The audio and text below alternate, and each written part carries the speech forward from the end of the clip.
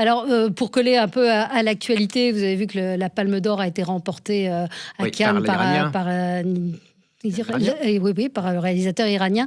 Et un livre, alors ça c'est vraiment du feel good avec du fond. Shirin Rachidian, Les petites révolutions d'une Française à Téhéran. C'est chez Flammarion.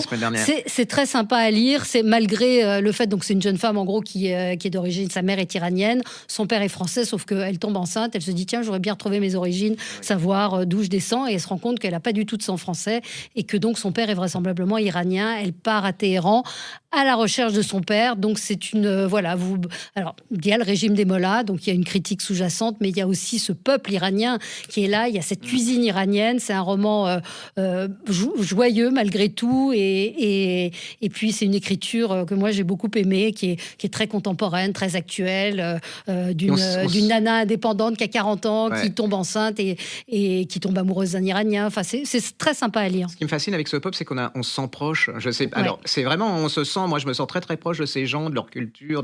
Il y a des cultures, c'est beaucoup plus compliqué d'accès, mais là, je trouve qu'il y a plein de points communs. Il y a c'est une tragédie. Enfin bon, c'est ça. Mais c'est vrai qu'il y a le décalage de cette jeune femme qui est libre, qui au début de l'histoire, elle couche avec tout le monde, elle en a rien à faire de rien, et c'est vraiment sympa.